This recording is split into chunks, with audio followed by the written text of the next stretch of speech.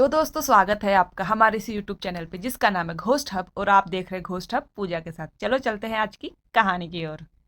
यह बात आज से 25 साल पुरानी है, जब छोटे छोटे गांव में साधारण लोगों के पास बाइक नहीं थी। वो अगर पास के गांव या शहर जाना हो तो बस से चले जाते या फिर बीच के रास्ते से चलकर ही उनको जाना पड़ता था। 25 साल का वामन भी एक ऐसे ही छोटे से गांव में रहता था। वो एक साधारण परिवार से था, जहाँ खेत में दिन भर काम करने पर बस 2 व्यक्ति की रोटी नसीब होती थी। कोई भूखा नहीं सोता था। वामन घर का सबसे बड़ा बेटा था, तो पूरे घर की जिम्मेदारी बस उस पर ही थी। उसके पिताजी चाहते थे कि वामन अपनी बंजर पड़ी खेती में अच्छे से खेती करे, जिससे साल भर के घर के खाने का इंतजाम हो जाए। लेकिन वामन की सोच कुछ अलग ही थी। वो इन सब खेती बाड़ी में फंस कर नहीं रहना चाहता था, उसे आगे बढ़ना था। वामन पढ़ाई में तो बहुत होशियार था, लेकिन आगे की पढ़ाई करने के लिए उसके पिताजी पैसे नहीं भर सकते थे। इस वजह से 12वीं के बाद उसकी पढ़ाई छूट गई थी। घर पर पैसों की कमी हो रही थी, इसलिए वामन ने पास वाले शहर जाकर किसी दुकान पर काम करने का विचार किया। अगले ही दिन वामन शहर गया और उसे खाद बीज और रसायन की बड़ी दुकान पर काम भी मिल गया। उसने उसके अगले ही दिन से काम करना शुरू भी कर दिया था। कुछ महीने तक वो सब कुछ अच्छा चलता रहा। पैसे बचाने के लिए वामन रोज सुबह उसके गांव से बस 2 किलोमीटर दूर शहर के बीच के रास्ते से चलते हुए जाता था। कुछ महीने तक तो सब कुछ अच्छा चलता रहा। पैसे बचाने के लिए वामन रोज सुबह उसके गांव से बस 2 किलोमीटर दूर शहर के बीच के रास्ते से चलते हुए जाता था और शाम को उसके कुछ पहचान वालों के साथ चलते हुए घर आ भी जाता था। अब घर में थोड़ा बहुत पैसा भी आने लगा था, लेकिन वो कहते हैं ना, इंसान को उसका लालच कभी कभी भारी पड़ जाता है। एक कुछ ऐसा ही हुआ वामन के साथ। बारिश का मौसम शुरू हो गया था, जिसकी वजह से खाद के दुकान पर रोज भीड़ बहुत बढ़ने लगी थी। दिन में दुकान का हिसाब किताब और माल चेक करने का काम बाकी रह जाता था। दुकान मालिक ने रात को 12 बजे तक जो काम करेगा उसे दुगनी तनख्वाह दूंगा, ऐसा ऐलान किया था। तो वामन तुरंत मान गया उस काम के लिए। वामन अब एक उलझन में फंस गया था। भले ही उसने काम करने के लिए हाँ कह दी थी, लेकिन फिर रात को तो उसे अकेले ही जंगल के रास्ते से चलकर जाना पड़ता था। उसने लोगों से ऐसे बहुत सारी बातें सुनी थी कि उस रास्ते पे बहुत लोगों ने भूत देखा है, लेकिन अब उसने मालिक से काम करने के लिए हाँ भी कह दिया था। अगर वो ऐन मौके पर मालिक को मना कर देगा तो उसकी नौकरी भी जा सकती है। यह सोचकर वह चुप रहा। वामन को कुछ समझ में ही नहीं आ रहा था क्या करे और क्या नहीं करे। वो बस दुकान में कुर्सी पर बैठे सोच रहा था। फिर उसने निर्णय लिया कि कुछ भी हो जाए वो रात को यहाँ का काम खत्म करके ही घर जाएगा। उसने अपने गांव के एक आदमी के पास वो आज देर से आएगा यह अपने घर पे बताने के लिए कह दिया था और काम पर जुट गया। वैसे भी जंगल आधा कटा हुआ था और अब उसमें कोई जंगली जानवर भी नहीं बचे थे। यह सब इंसान की ही करनी थी। फिर भी भूत के नाम से उस जंगल से रात को जाने में हर कोई डरता था, लेकिन वामन वहां से जाने की हिम्मत करने वाला था। वामन मन लगाकर अपना काम करता रहा और आखिरकार 12 बजे तक उसका काम भी खत्म हो गया। वो अपनी टिफिन बैग में लेकर वहां से अपने घर के लिए निकल पड़ा। शहर से बाहर निकलते ही जंगल का रास्ता शुरू हो गया। आज जंगल की तरफ देखकर ऐसा लग रहा था मानो कब से वामन को निगलने के लिए वो जंगल तैयार ही था, उसी का इंतजार कर रहा था। आज अमावस की रात भी थी। चारों तरफ घना अंधेरा छाया हुआ था।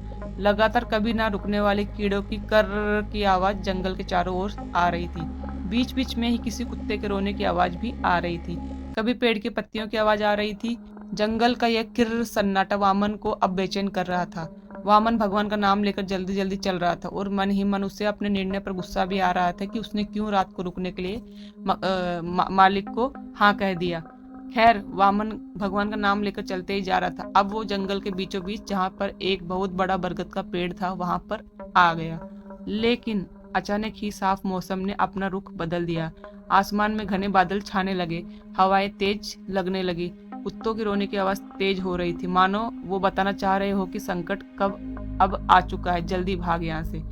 वामन डरकर वहां से भागता, उससे पहले तेज मूसलाधार बारिश शुरू हो गई थी। वामन ने एक अच्छी जगह रुकने की सोची। उसने इधर उधर देखा तो उसे घना बरगद का पेड़ ही दिखाई दिया रुकने के लिए, जिसके नीचे बारिश की बूंदें भी नहीं गिर रही थी। वामन तुरंत भागकर उस बरगद के पेड़ के नीचे जाकर खड़ा हो गया।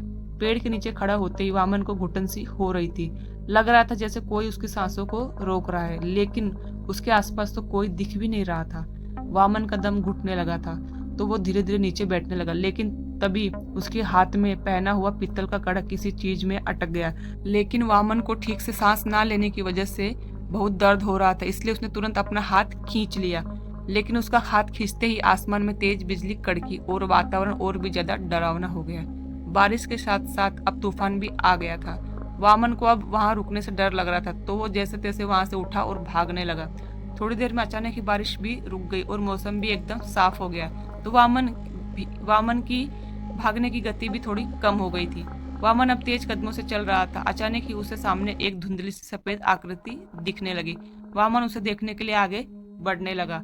वो धीरे धीरे आगे बढ़ा तो उसे वहां पर एक आदमी खड़ा दिखा। इतनी रात को यहाँ पर आदमी देखकर वामन का खुशी का ठिकाना ना रहा और वो भागकर उसके पास गया। नमस्ते, कौन हो आप और इतनी रात गए यहाँ पर क्या कर रहे हो? वामन ने उस आदमी के साथ चलते हुए कहा। वामन ने उस आदमी के चेहरे को ठीक से देखा तो वो उसे कुछ जाना पहचाना लग रहा था, लेकिन उसे याद नहीं आ रहा था कि यह कौन है। काले रंग का सर्द चेहरे वाला आदमी उस काली रात में और भी डरावना लग रहा था।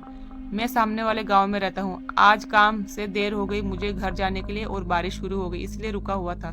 तुम बताओ, उस आदमी ने बिना किसी भाव के कहा।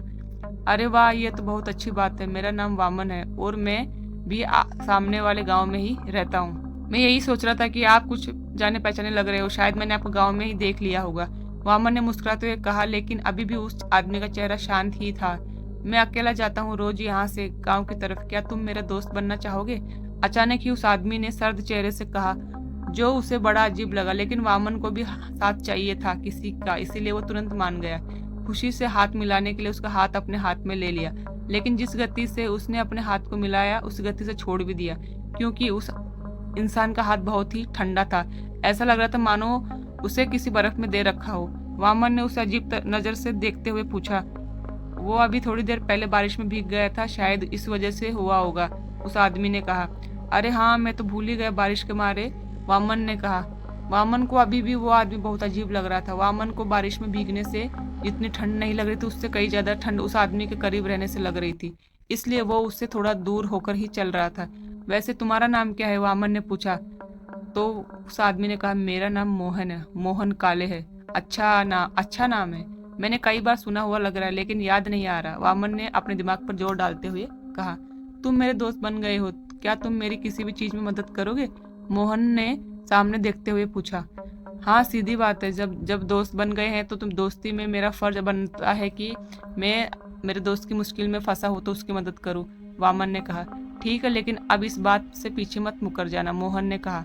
हाँ दोस्त, बिल्कुल, ये मेरा पक्का वादा है, वामन ने उसका हाथ पकड़ते हुए कहा, लेकिन हाथ बर्फ की तरह ठंडा होने की वजह से उसने तुरंत छोड़ दिया। दोनों बातें करते करते गांव की सीमा के पास पहुंच गए। पूरे रास्ते भर वामन उससे कुछ न कुछ पूछता रहा, लेकिन मोहन उसका सर्द जवाब देता रहा। वामन ने नजर उठाकर सामने देखा तो उसके पिताजी दिखाई दिए। शायद देर होने की वजह से उसे ही लेने के लिए घर से निकले थे। वे मोहन से बात करते हुए उसकी तरफ बढ़ रहा था और हाथ दिखाकर बता रहा था कि ये वो मेरे पिताजी हैं। दूर खड़े उसके पिताजी उससे बड़ी अजीब नजरों से घूर रहे थे। वामन गांव की सीमा को पार कर अंदर चला गया। उसने पीछे मुड़कर देखा तो मोहन बाहर ही खड़ा था। तो उसने पूछा, क्या हुआ? तुम आप क्यों खड़े हो? अंदर आओ। मैं अंदर नहीं आ सकता, मोहन ने कहा। तो फिर वामन ने कहा, क्यों? वामन ने हैरानी से पूछा, क्यों, क्या हुआ? अब मुझसे चला नहीं जा रहा, ऐसा लग रहा है जैसे चक्कर आ रहा है, क्या तुम मेरा हाथ पकड़कर चलोगे थोड़ी देर? तो मोहन ने विनती करते हुए कहा, अरे इतनी सी तो बात है, मैं तुम्हारा दोस्त हूँ, तुम्हारे लिए इतना भी मदद नहीं कर सकता क्या? इतना कहकर वामन ने मोहन का हाथ पकड़ा और उसको गांव की सीमा के अंदर ले आया। उधर वामन के पिताजी उसे ऐसी बातें करते देखकर डर कर उसके पास भागकर जाने लगे, लेकिन तब तक वामन मोहन का हाथ पकड़ उसे गांव के अंदर ले आता है। उसी के साथ वहां पर तेज हवाएं चलने लगती, बिजली कड़कने लगती, पूरा वातावरण ही बदल जाता है। तभी पिताजी वामन के पास पहुंच जाते और उसे पकड़कर पूछते हैं, यह क्या पागलों जैसे हरकतें कर रहा है? हवा में क्यों बातें कर रहा है? यह क्या कर रहे हो पिताजी? ये मैं तो मेरा नया साथी मोहन के साथ बात करते हुए आ रहा हूँ, आप देखिए ये खड़ा है। इतना कहकर वामन ने मोहन को दिखाने के लिए जैसे ही पीछे मुड़ा तो उसके पीछे दूर दूर तक कोई दिखाई नहीं दे रहा था। मोहन कहाँ गया? अभी तो मेरे साथ था और उसे चलने में तकलीफ हो रही थी, इसलिए मैंने उसका हाथ पकड़कर यहाँ तक लाने में मदद की है, लेकिन इतनी जल्दी वो कहाँ गायब हो गया? वामन ने परेशानी से इधर उधर ढूंढते हुए कहा, लेकिन उसे तो वहाँ कोई नजर नहीं आ रहा था। यह क्या बकवास किया जा रहा है तू कब से? तेरे साथ कोई नहीं था, मैं बहुत देर से तुझे देख रहा हूँ, तो अकेले ही हवा में बातें करते हुए आ रहा है। थोड़ी देर पहले अचानक ही रुक गया और वापस चला गया, फिर हवा में ऐसे हाथ पकड़ कर आया जैसे किसी को खींच कर ले आ रहा है। अकेला ही आया है तू, मैं तुझे कब से देख रहा हूँ, पिताजी ने चिढ़कर कहा। मैं सच कह रहा हूँ पिताजी, मैं सच में मोहन के साथ ही आया हूँ। वो अपने ही गांव का लड़का है, मैंने उसे कभी देखा नहीं, लेकिन उसका चेहरा जाना पहचाना लग रहा था। अगर मैं अकेला ही आया होता तो वो कौन था जो इतनी देर तक मुझसे बात कर रहा था? वामन ने डर से कांपते हुए कहा। क्या सच में तेरे साथ कोई था? पिताजी ने उसे शक की नजरों से देखते हुए पूछा। वामन ने कहा, हाँ पिताजी, मैं सच में आपकी कसम खा के कहता हूँ, मोहन था। मैं भला आपकी कसम झूठी क्यों लूंगा? और वो कह रहा था मैं अंदर नहीं आ सकता, तो मेरे पूछने पर उसने बताया कि उसके पैर दर्द हो रहे हैं, चक्कर आ रहे, तो मैंने उसका हाथ पकड़कर अंदर ले आया, वामन ने कहा। अब वामन की बात सुनकर पिताजी समझ गए कि उसने बहुत बड़ी गलती कर दी और वो गांव पे खतरा मोल आने वाला है, गांव पे खतरा मंडराने वाला है। कहीं वो कोई आत्मा तो नहीं थी और तू उसे हाथ पकड़कर गांव के अंदर ले आया? अब पता नहीं गांव पर कौन सा संकट आने वाला है, पिताजी ने डरते हुए कहा। पिताजी की बात सुनकर वामन तो बहुत ज्यादा डर गया। अचानक ही उसे ऐसा लगने लगा मानो उसकी पीठ पर कोई बोझ रख दिया हो। उसने जैसे ही पीछे मुड़कर देखा तो उसकी तो जुबान ही लकवा मार गई। वो चक्कर खाकर नीचे गिर गया।